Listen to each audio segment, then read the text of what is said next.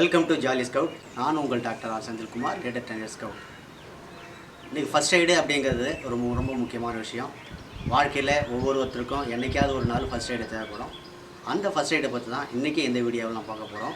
பொதுவாக first aid பண்ணுறதுக்கு என்னென்ன தேவை அப்படின்னு சொன்னால், அங்கே என்ன பொருள்கள் கிடைக்குதோ அந்த பொருளை வைத்துக்கொண்டு நாம் செய்யக்கூடிய உதவி தான் ஃபஸ்ட் எய்டு அப்படின்னு சொல்கிறாங்க. இந்த ஃபஸ்ட் எய்டை பொறுத்த வரைக்கும் இன்றைக்கி நாம் பார்க்கக்கூடிய விஷயம் என்ன அப்படின்னு சொன்னால், கையில் அடிபட்டு போச்சு அப்படின்னு சொன்னால், கையில் பில்டிங் ஆகுன்னு சொன்னால், ஒட்டு மொத்தமாக நம்ம என்ன செய்யணும் அப்படின்னு சொன்னால், அதை பில்டிங் அரெஸ்ட் பண்ணுறதுக்காக நாம் போடக்கூடிய கட்டு தான் பாம் பேண்டேஜ். அப்படி இந்த பேண்டேஜை பற்றி தான் நாம் இன்றைக்கி இந்த வீடியோவில் பார்க்க போகிறோம். வாங்க வீடியோக்குள்ளே போகலாம்.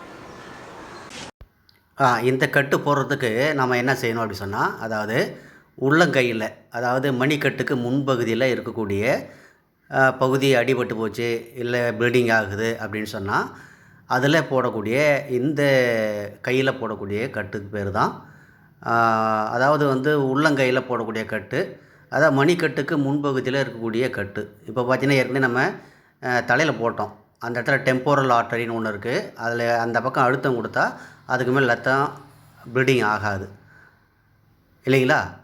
அதே மாதிரி தான் இப்போ நாம் என்ன செய்ய போகிறோம், இந்த கையில் இந்த மணிக்கட்டை சுற்றி கட்ட போகிறோம்.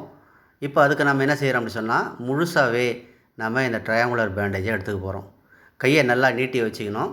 நீட்டி பேஷண்ட்டோட கையை நீட்டி வச்சுக்கிட்டு அந்த பாயிண்ட்டு சைடு நம்முடைய முட்டி கை பக்கமாக இருக்கிற மாதிரி வச்சுக்கணும். அதுக்கு முன்னால் என்ன செய்யணும்னு சொன்னால், பேண்டேஜ் கிளாத்தில் பாதி அளவு கொண்டாந்து அந்த கையை முழுசாக போத்துற மாதிரி வச்சுக்கணும். இப்போ 2 நுனியை எடுத்துக்கணும். இந்த 2 நுனியை எடுத்துக்கிட்டு அப்படியே மாற்றி அப்படியே கட்டிக்கிட்டே வரணும். எந்த அளவுக்கு நம்ம கிளாத் இருக்கோ அந்த அளவுக்கு மாற்றி கட்டணும். கடைசியாக நம்ம என்ன செய்யணும்னு சொன்னால், முடிச்சு போடணும். இப்போ முடிச்சு போடுறதுக்கு முன்னாடி நம்ம என்ன செய்யணும்னு சொன்னால், அந்த ட்ரையாங்குலர் பேண்டேஜோட பாயிண்ட் சைடை கொண்டாந்து முன்பக்கமாக நம்ம நீட்டி வச்சுக்கணும். பாயிண்ட் சைடு முன்பக்கமாக இருக்கணும். அதுக்கு மேலே என்ன செய்யணும் அப்படின்னு சொன்னால், நாம் ரீஃப் நாட்டு ஒன்று போட்டு முடிச்சிடணும். இப்போ இந்த இடத்துல நம்ம ரீஃப் நாட் போடுறோம். ஆமாம், எங்கே போடுறோம்? மணிக்கட்டு பகுதியில் போடுறோம். இப்போ ரீஃப் நாட் போட்டு முடிச்சிட்டோம். மீதி இருக்கக்கூடிய அந்த நுனி பகுதிகளை வெளியில் தெரியாத அளவுக்கு அழகாக இன்சர்ட் பண்ணிடணும், உள்ளே இன்சர்ட் பண்ணிடுறோம். அதுக்கப்புறம் தான் ட்ரெஸ்ஸிங் அப்படின்னு பேருங்க. சரி, இப்போ நம்ம போட்டாச்சு.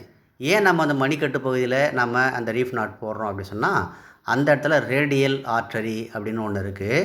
இப்போ டாக்டர்லாம் கையை பிடிச்சி பார்ப்பாங்க, ப்ரெஷர் இருக்கா, பாயிண்ட்டு ரத்த ஓட்டம் ஓடுதான்னு பார்ப்பாங்க. அந்த ரத்த ஓட்டத்தை நாம் இறுக்கி டைட்டாக பிடிச்சி கட்டிட்டோம் அப்படின்னு சொன்னால், அதுக்கு மேலே ரத்தம் பில்டிங் ஆகாது. அதுக்காக தான் நாம் இந்த கட்டு போடுறோம். சரிதாங்களா? என்னங்க, இந்த வீடியோவை பார்த்தீங்களா? இப்போ நமக்கு எதிர்பாராத ஒரு விபத்து ஏற்படும் போது, அப்போ நம்மக்கிட்ட இது மாதிரி ஒரு ஸ்கார்ஃபோ பேண்டேஜ் கிளாத்தோ இருந்தால் நாம் என்ன செய்யலாம்னு சொன்னால், அடிபட்ட ஒருத்தருக்கு நாம் இந்த உதவி செய்யலாம். அதுதான் ஃபஸ்ட் எய்டுங்க. அதுதான் உயிரை காப்பாற்றக்கூடிய விஷயம். அப்பேற்பட்ட மிகப்பெரிய விஷயத்தை நம்ம ஸ்கவுட்டு கைடு கற்றுக்கணும் இல்லைங்களா? அதுக்கு நாம் முதல்ல கற்றுக்கணும். நாம் நல்லா ப்ராக்டிஸ் பண்ணி நம்ம ஸ்கவுட்டுக்கு கைடுக்கு இதை நம்ம சொல்லிக் கொடுக்கணும்.